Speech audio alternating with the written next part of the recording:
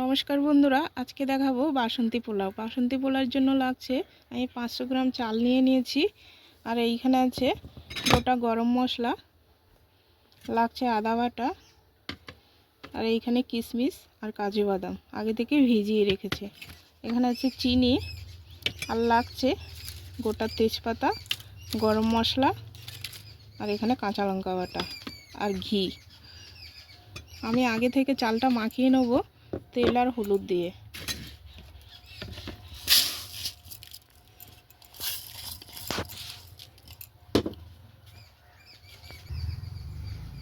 আমি কালারের জন্য বন্ধুরা আমি চালটা মাখাবো, আগে থেকে কালারের জন্য কড়াইতে তেল গরম করতে দিয়ে দিয়েছি, সেখানে দিয়ে দেব হলুদ। হলুদটা যাতে জ্বলে না যায় দিয়েই সঙ্গে সঙ্গে নামিয়ে নেব। এবার চালের ওপরে দিয়ে দেব, তারপর মাখাবো।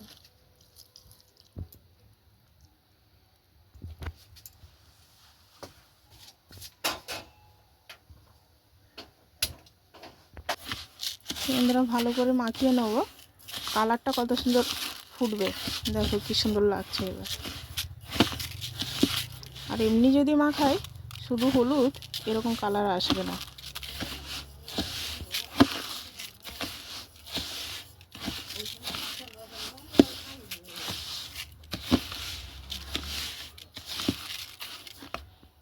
এবার কড়াইতে ঘি দিয়ে দেবো।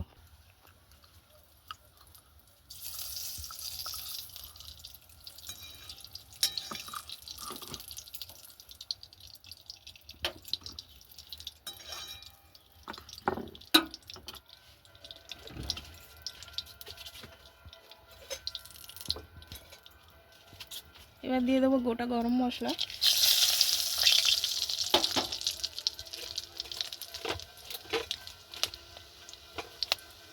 দিয়ে দেবো তেজপাতা,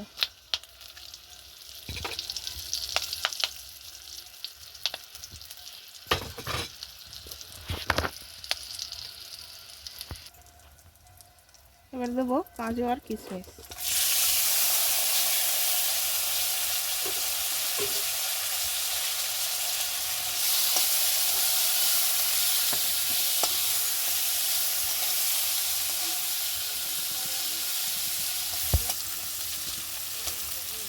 এর একটু ভেজে নেবো লাল লাল করে।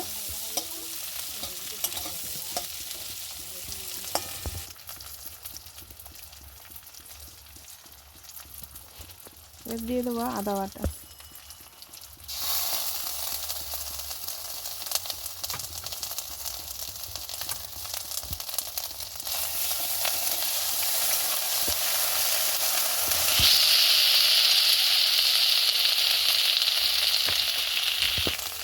আর দেবো কাঁচা লঙ্কা বাটা।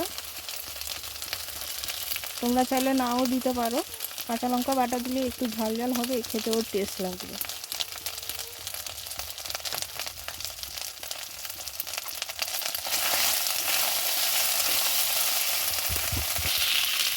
এবার মাখানো চালটা দিয়ে দেবো।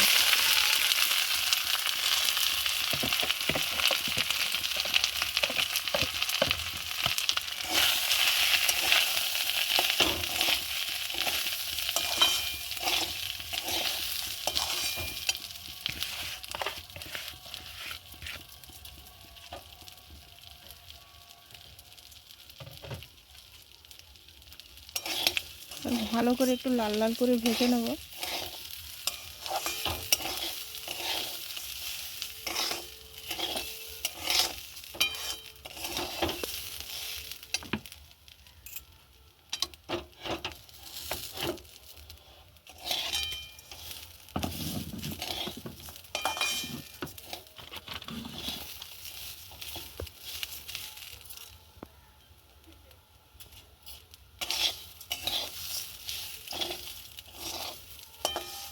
যখন ভাজা হয়ে যাবে বন্ধুরা, একটা সেন্ট বেরোবে, তারপরে আস্তে আস্তে করে জলগুলো দিয়ে দেবো।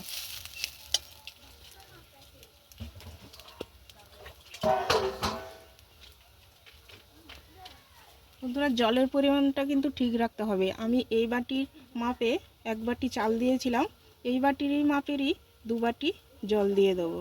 যদি চালটা পুরনো হয় তাহলে জলের পরিমাণটা একটু বাড়িয়ে দেবে।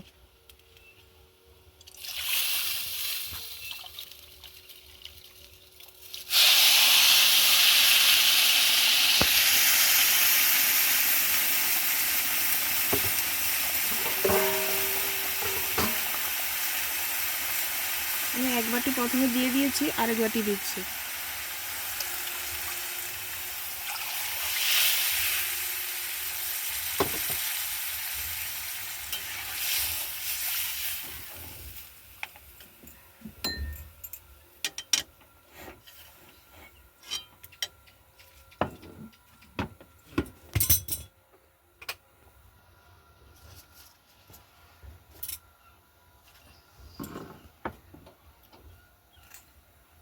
এবার দিয়ে দেবো স্বাদ মতো লবণ।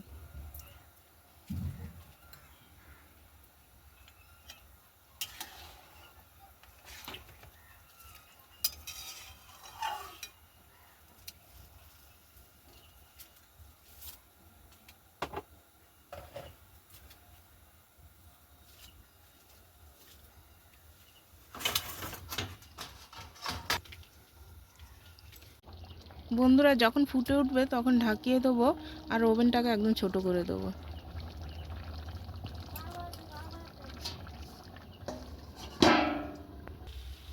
বন্ধুরা, এবার হয়ে এসে এবার দিয়ে দেবো ওপর থেকে গরম মশলা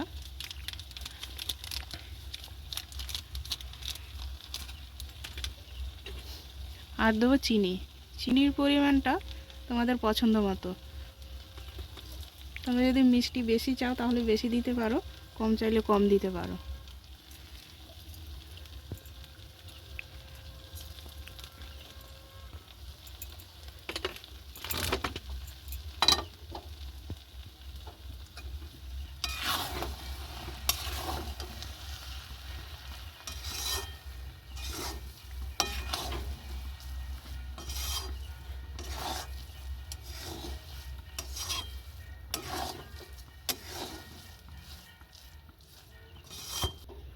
আমি আবার একটু ঢাকিয়ে দেবো।